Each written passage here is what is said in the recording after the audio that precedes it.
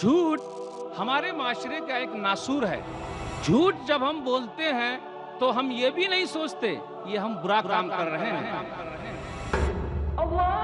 رسول اللہ صلی اللہ علیہ وسلم نے ارشاد فرمایا آدمی کے جھوٹا ہونے کے لیے یہی کافی ہے کہ وہ ہر سنی ہوئی بات کو بیان کر دے۔ اے ایمان والو، جب تمہارے پاس کوئی فاسق خبر لے کر آئے تو اس کی تحقیق کر لو، بغیر تحقیق کے مت بولو۔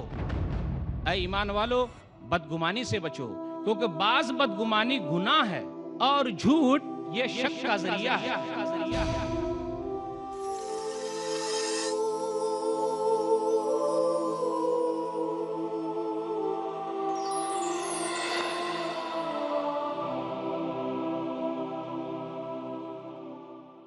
الحمدللہ والصلاة والسلام علی رسول اللہ وعلی آلہ وصحبہ اجمعین، اما بعد۔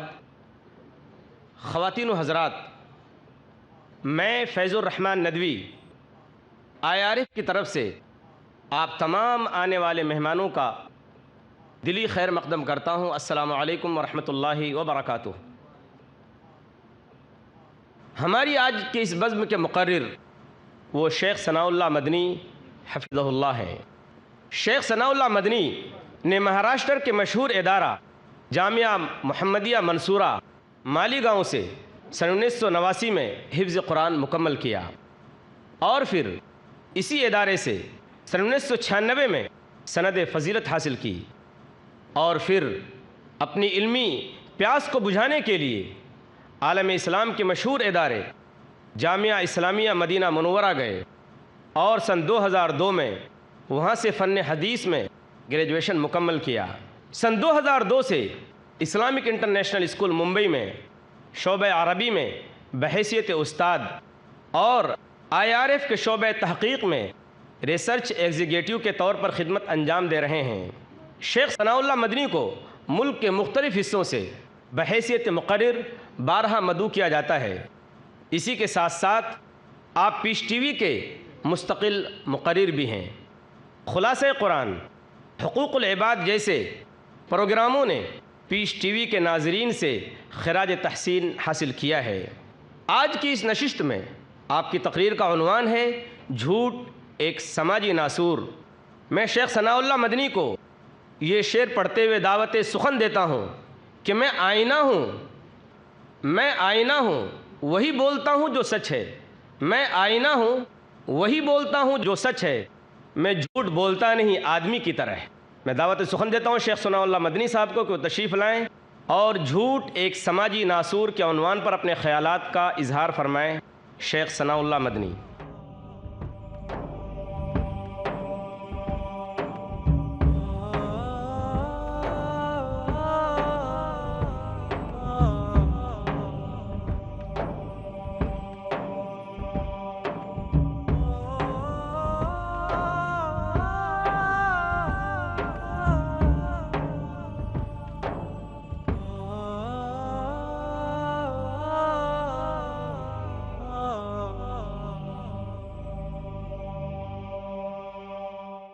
السلام علیکم ورحمۃ اللہ وبرکاتہ۔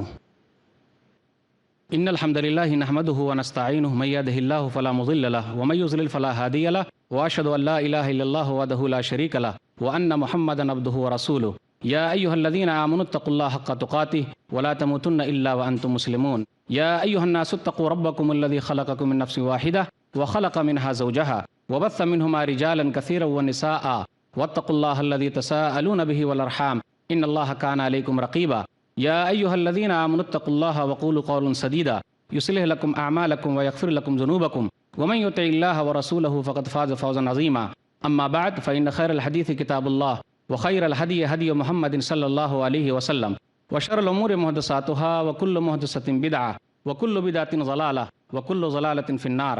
اعوذ باللہ السمیع العلیم من الشیطان الرجیم، بسم اللہ الرحمن الرحیم۔ فاجتنبوا الرجس من الاوثان واجتنبوا قول الزور رب اشرح لي صدری ویسر لي امری واحلل عقدۃ من لسانی یفقهوا قولی رب زدنی علما سبحانک لا علم لنا الا ما علمتنا انک انت العلیم الحکیم۔ تمام قسم کی تعریفات اللہ وحدہ لا شریک، خالق کائنات، مالک ارض و سما اور مدبر انس و جاں کے لیے ہیں۔ اس کے بعد بے شمار درود و سلام نازل ہو جناب محمد الرسول اللہ صلی اللہ علیہ وسلم پر، کہ اللہ رب العالمین نے انہیں رحمت للعالمین بنا کر بھیجا۔ اللہم صلی علی محمد وعلی آل محمد کما صلیت علی ابراہیم وعلی آل ابراہیم انک حمید مجید۔ اللہم بارک علی محمد وعلی آل محمد کما بارکت علی ابراہیم وعلی آل ابراہیم انک حمید مجید۔ محترم سامعین کرام، بزرگوں، دوستوں، ساتھیوں اور خواتین اسلام، میں نے سورہ حج سورہ نمبر 22 کی آیت نمبر 30 آپ کے سامنے پڑھی ہے۔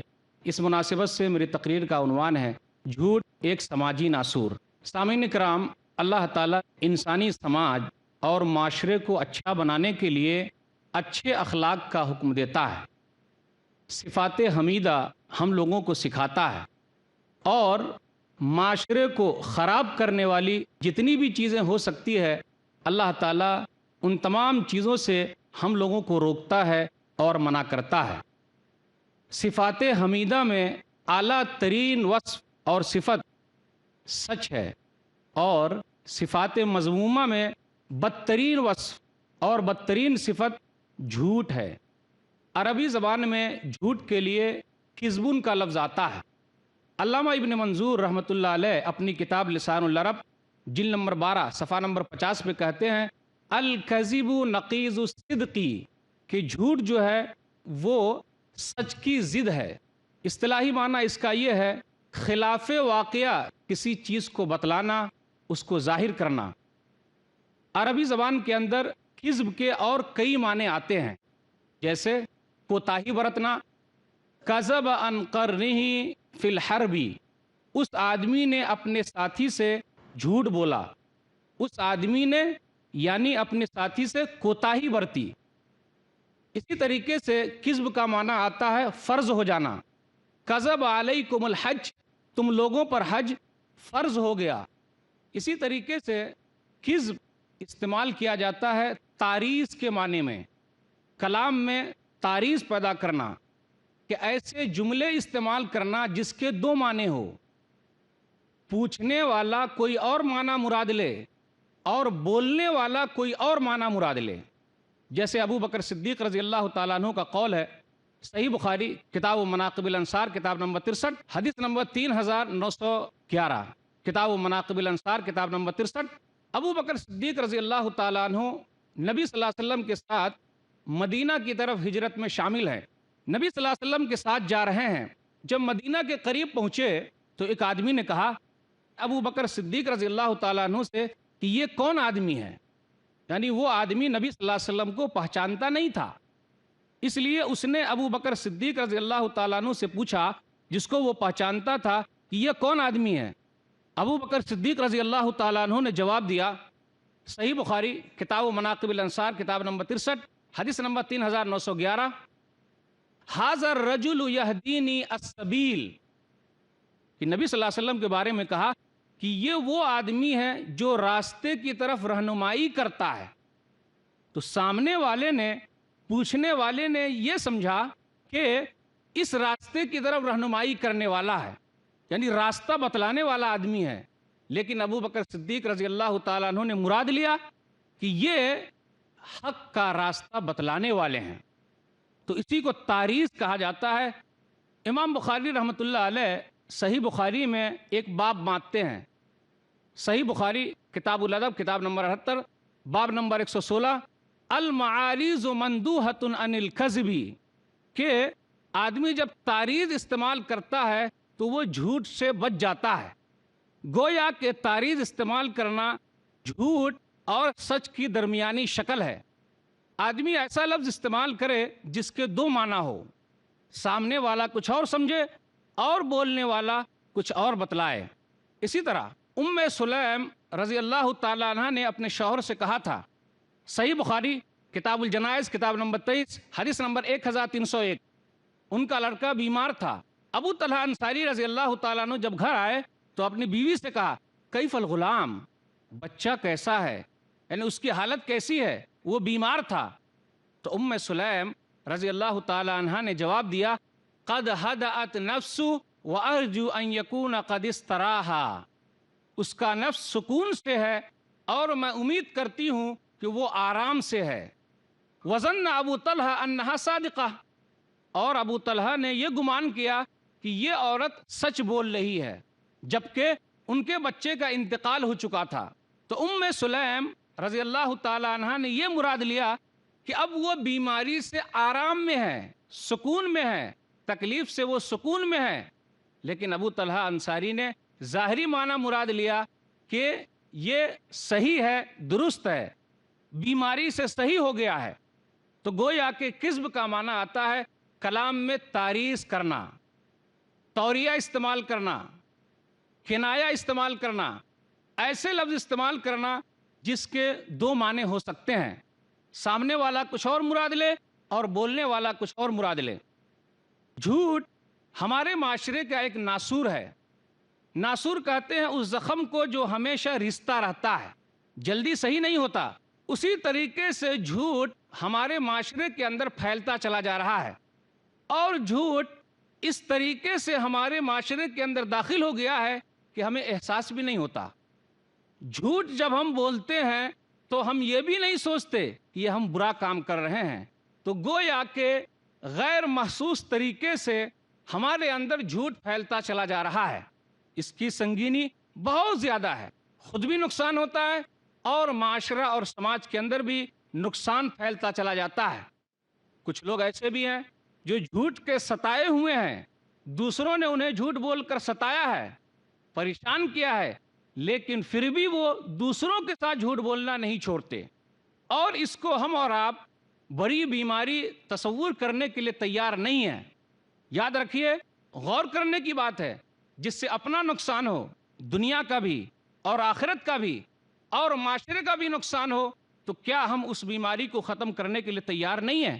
آئیے ذرا غور کریں کہ ہمارے معاشرے کے اندر جھوٹ کس کس طریقے سے موجود ہے۔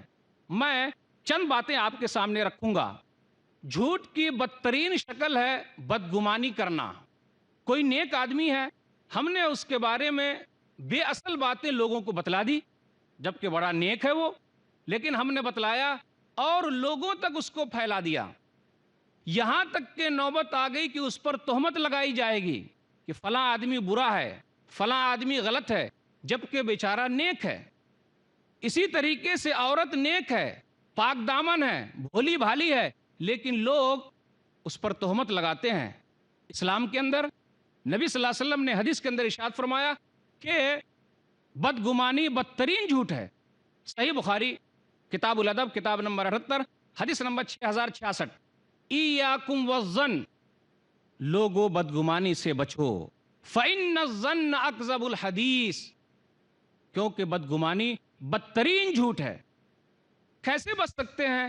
آگے رسول اللہ صلی اللہ علیہ وسلم نے ارشاد فرمایا، ولا تحسسوا، کسی کے عیب ٹٹولنے میں مت لگو، ولا تجسسوا، خامخواہ عیب مت ٹٹولو، ولا تناجشوا، کسی کے بھاؤ پر بھاؤ کو نہ بڑھاؤ، ولا تحاسدوا، اور آپس میں حسد نہ کرو، ولا تباغضوا، بغض اور کینہ نہ رکھو، ولا تدابروا، اور پیٹھ پیچھے برا نہ کہو، وکونوا عباد اللہ اخوانا، اللہ کے بندو بھائی بھائی بن جاؤ۔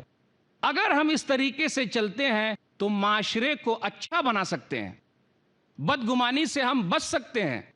اگر ہمارے دل میں کسی کے خلاف بدگمانی آ گئی ہے تو ہم اس کا اظہار نہ کریں، کسی کو نہ بتلائیں، اور جب کسی کو بتلا دیا گیا ہے تو اس کے لیے ضروری ہے کہ پہلے وہ تحقیق کر لے، بغیر تحقیق کے کوئی بات نہ کہے، ورنہ وہ آگے چل کے افسوس کرے گا۔ اللہ تعالیٰ نے کہا سورہ حجرات سورہ نمبر 49 آیت نمبر 6، یا ایھا الذین آمنوا ان جاءکم فاسق بنبأ فتبینوا ان تصیبوا قوما بجہالہ فتصبحوا علی ما فعلتم نادمین۔ اے ایمان والو، جب تمہارے پاس کوئی فاسق خبر لے کر آئے تو اس کی تحقیق کر لو، بغیر تحقیق کے مت بولو، ورنہ ایسا ہوگا کہ تمہاری نادانی کی وجہ سے کسی کا نقصان ہو جائے گا اور پھر بعد میں تم افسوس کرو گے۔ اللہ تعالیٰ نے کہا سورہ حجرات سورہ نمبر 49 آیت نمبر 12، یا ایھا الذین آمنوا اجتنبوا کثیرا من الظن ان بعض الظن اثم۔ اے ایمان والو، بدگمانی سے بچو، کیونکہ بعض بدگمانی گناہ ہے، آدمی کو تہمت کے درجے تک لے جا سکتی ہے۔ اس لیے نبی صلی اللہ علیہ وسلم نے کہا کہ لوگوں کو چاہیے کہ شک کو یقین میں بدلے، کیونکہ سچائی باعث اطمینان ہے اور جھوٹ یہ شک کا ذریعہ ہے۔ رسول اللہ صلی اللہ علیہ وسلم نے ارشاد فرمایا، سنن ترمذی کتاب صفت القیامہ کتاب نمبر 35 حدیث نمبر 2518، دع ما یریبک الی ما لا یریبک، شک کو چھوڑ کر یقین پیدا کرو، فإن الصدق طمانینہ، کیونکہ سچائی باعث اطمینان ہے، اطمینان کا ذریعہ ہے، تسلی کا ذریعہ ہے، وإن الکذب ریبہ، اور جھوٹ یہ شک کا ذریعہ ہے۔ اس لیے لوگوں کو چاہیے کہ وہ کسی بھی چیز میں یقین پیدا کرے۔ نبی صلی اللہ علیہ وسلم نے تو یہاں تک کہا کہ آدمی کے جھوٹا ہونے کے لیے یہ کافی ہے کہ وہ ہر سنی ہوئی بات کو بیان کر دے۔ صحیح مسلم المقدمہ حدیث نمبر 5، کفا بالمرء کذبا ان یحدث بکل ما سمع، آدمی کے جھوٹا ہونے کے لیے یہی کافی ہے کہ وہ ہر سنی ہوئی بات کو بیان کر دے۔ اس لیے لوگوں کو چاہیے کہ تحقیق کرے، بدگمانی کسی کے بارے میں نہ رکھے، اور ایسا بھی ہونا چاہیے تاکہ کسی بھی آدمی کے کسی بھی کام سے اگر بدگمانی پیدا ہو رہی ہے تو اس آدمی کو چاہیے کہ صفائی بیان کر دے، صفائی دے دے، اور خود بھی آدمی کو چاہیے کہ جا کر اس سے صفائی لے لے کہ آپ نے جو یہ کہا ہے اس کا مطلب کیا ہے، آپ جو ایسا کر رہے ہیں اس کا مطلب کیا ہے۔ حدیث کے اندر تو منع ہے، نبی صلی اللہ علیہ وسلم نے یہاں تک روکا کہ اگر تمہارے کسی کام سے لوگوں کے اندر بدگمانی پیدا ہونے کا ڈر ہے تو تم اسے سمجھا دو۔ ایک مثال کے ذریعے سمجھتے ہیں۔ صحیح بخاری کتاب الاعتکاف کتاب نمبر 33 حدیث نمبر 2035، رسول اللہ صلی اللہ علیہ وسلم اعتکاف میں ہیں، آپ صلی اللہ علیہ وسلم کی بیوی صفیہ رضی اللہ تعالیٰ عنہ آپ سے ملنے کے لیے مسجد میں آتی ہیں، ملاقات کرنے کے بعد واپس جانا چاہتی ہیں، نبی صلی اللہ علیہ وسلم ساتھ میں لے کر گھر تک چھوڑنے کے لیے جاتے ہیں۔ ام سلمہ رضی اللہ تعالی عنہا کے دروازے کے پاس دو انصاری صحابی سے نبی صلی اللہ علیہ وسلم کی ملاقات ہو جاتی ہے۔ دونوں انصاری صحابی نبی صلی اللہ علیہ وسلم پر سلام کہتے ہیں اور آگے نکل جاتے ہیں، تیزی کے ساتھ آگے چلے جاتے ہیں، تو رسول اللہ صلی اللہ علیہ وسلم کہتے ہیں، الا رسلکما انما ہی صفیہ بنت حی، آہستہ چلو، یہ میری بیوی صفیہ ہے، کوئی غیر عورت نہیں ہے۔ تو دونوں صحابی نے کہا، سبحان اللہ یا رسول اللہ، اللہ کی ذات پاک ہے، اللہ کے رسول، وَقَبُرَ عَلَيْهِمَا، اور اس بات کو ان لوگوں نے ناگوار سمجھا۔ یہ کیسے ہو سکتا ہے کہ ہم لوگ رسول اللہ صلی اللہ علیہ وسلم کے بارے میں گمان کر لیں کہ آپ کوئی غیر عورت کے ساتھ جا رہے ہیں؟ لیکن کبھی کبھی ایسا ہوتا ہے کہ آدمی کو صفائی دینی پڑتی ہے کہ یہ عورت میری بیوی ہے، کیونکہ نبی نے آگے کہا، ان الشیطان یبلغ من ابن آدم مبلغ الدم وانی خشیت ان یقذف فی قلوبکما شیئا، کیونکہ شیطان انسان کے اندر، ابن آدم کے اندر خون کی طرح دوڑ رہا ہے، مجھے یہ ڈر ہوا کہیں ایسا نہ ہو تم دونوں کے دلوں میں کوئی بدگمانی پیدا کر دے، اس لیے میں نے تم لوگوں سے یہ باتیں کہی ہے۔ تو پتا چلا جس چیز سے جس کے درمیان کوئی بدگمانی پھیلے، آدمی کو چاہیے کہ اس کی صفائی فوراً دے دے۔ یہی بدگمانی ہے جس کی وجہ سے ہمارے معاشرے کے اندر لوگوں پر الزام لگایا جاتا ہے، کسی کی عزت کے ساتھ کھیلا جاتا ہے۔ یاد رکھیے، عزت سب سے بڑی دولت ہے۔ آدمی کیا کرتا ہے؟ مال کو چھوڑ دیتا ہے، دولت چھوڑ دیتا ہے عزت کے لیے۔ کہیں کام کر رہا ہے، اس کو بے عزت کیا گیا تو عہدے سے استعفیٰ دے دیتا ہے، عہدہ چھوڑ دیتا ہے، کام چھوڑ دیتا ہے، کیونکہ عزت کا سوال ہے۔ میری بے عزتی کی گئی ہے، اس لیے میں نہیں رہوں گا، میں چلا جاؤں گا۔ اسلام کے اندر کسی بھی عزت کے بارے میں، کسی کی عزت کے لیے بڑا سخت اہتمام کیا گیا ہے، تاکہ کوئی کسی کی عزت سے آرام کے ساتھ نہ کھیلے۔ اگر کوئی کسی پاک دامن عورت پر تہمت لگاتا ہے، 4 گواہ نہیں پیش کر سکتے تو 80 کوڑے لگائے جائیں گے، گواہی قبول نہیں ہوگی۔ فاسق و فاجر ہیں یہ لوگ، جب تک توبہ استغفار نہ کر لے اللہ تعالیٰ معاف نہیں کرے گا۔ اگر توبہ کر لیتے ہیں تو اللہ تعالیٰ بخشنے والا، رحم کرنے والا ہے۔ اللہ تعالیٰ نے کہا سورہ نور سورہ نمبر 24 آیت نمبر 4 اور 5، والذین یرمون المحصنات ثم لم یاتوا باربعۃ شہداء فاجلدوہم 80 جلدہ ولا تقبلوا لهم شہادۃ ابدا واولئک هم الفاسقون۔ الا الذین تابوا من بعد ذلک واصلحوا فان اللہ غفور رحیم. جو لوگ پاک دامن عورتوں پر تہمت لگاتے ہیں، 4 گواہ اگر پیش نہیں کر سکتے تو ان پر 80 کوڑے لگائے جائیں گے، گواہی قبول نہیں کی جائے گی. یہ لوگ فاسق و فاجر ہیں. جب تک توبہ استغفار نہ کر لیں، اگر توبہ کر لیں، اللہ سے معافی مانگ لیں، تو اللہ تعالیٰ ان کی توبہ کو قبول فرمائے گا اور ان کی اصلاح کر دے گا. اللہ تعالیٰ بخشنے والا، رحم کرنے والا ہے.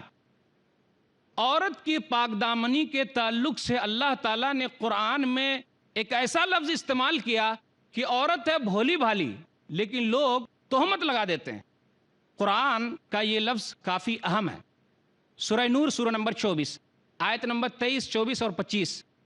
ان الذین یرمون المحصنات الغافلات المؤمنات لعنوا فی الدنیا والآخرہ ولہم عذاب عظیم یوم تشہد علیہم السنتہم وایدیہم وارجلہم بما کانوا یعملون یومئذ یوفیہم اللہ دینہم الحق ویعلمون ان اللہ هو الحق المبین.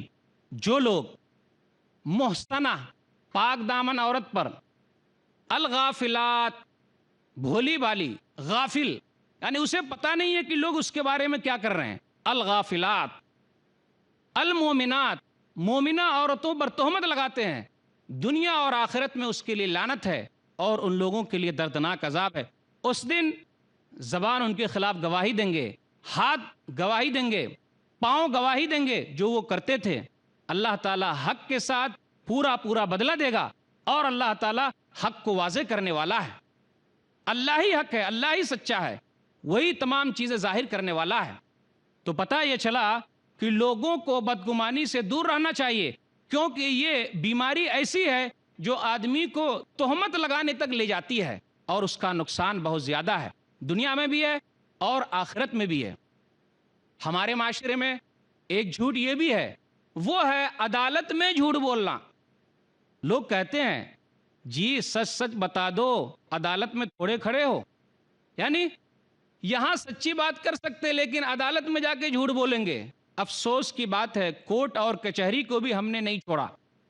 افسوس ہے یہ بیماری ہمارے درمیان بڑھتی چلی جا رہی ہے. چاہے جھوٹی گواہی دیں، چاہے جھوٹی وکالت کریں، چاہے کسی کے حق کو مار کر کسی اور کو دے دیں، معاشرے کے اندر عام ہوتا چلا جا رہا ہے.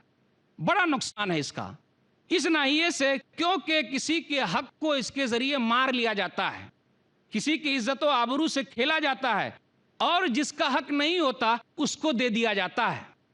پھر وہ کہتا ہے جی میں نے جیت حاصل کی ہے، میں عدالت سے جیت گیا ہوں، یہ چیز میری ہے، جبکہ حقیقت میں وہ چیز اس کی نہیں ہوتی. لوگوں کو غور کرنا چاہیے کہ وہ جھوٹ بات نہ کہیں اور جھوٹی گواہی نہ دیں. نبی صلی اللہ علیہ وسلم نے ایک مرتبہ بیان فرمایا، صحیح بخاری کتاب الادب کتاب نمبر 78، نبی صلی اللہ علیہ وسلم نے کہا الا انبئکم باکبر الکبائر، کیا میں تم لوگوں کو کبیرہ گناہوں میں سے کبیرہ گناہ نہ بتلا دوں، بڑے گناہوں میں سے بڑا گناہ نہ بتلا دوں. جب نبی صلی اللہ علیہ وسلم نے 3 مرتبہ کہا تو صحابہ نے کہا بھلا یا رسول اللہ، کیوں نہیں اللہ کے رسول ضرور بتلائیے. تو رسول اللہ صلی اللہ علیہ وسلم نے کہا الاشراک باللہ وعقوق الوالدین، اللہ کے ساتھ شریک ٹھہرانا اور ماں باپ کی نافرمانی کرنا. آپ ٹیک لگا کر بیٹھے ہوئے تھے تو ٹیک چھوڑ کر بیٹھ گئے اور کہا الا وقول الزور وشہادت الزور، الا وقول الزور وشہادت الزور، خبردار جھوٹی بات اور جھوٹی گواہی، خبردار اور جھوٹی بات اور جھوٹی گواہی. تو جو لوگ جھوٹی گواہی دیتے ہیں، چند ٹکے کے بدلے بک جاتے ہیں، چند ٹکے کے بدلے بک جاتے ہیں، اپنے ایمان کا سودا کر لیتے ہیں، بڑے گناہوں میں ملوث ہیں. انہیں بچنا چاہیے، رکنا چاہیے. قرآن مجید کے اندر تو آیا کہ جو لوگ آج جھوٹی وکالت کر رہے ہیں اللہ کے دربار میں کیسے وکالت کر پائیں گے، کیسے ان کی طرف سے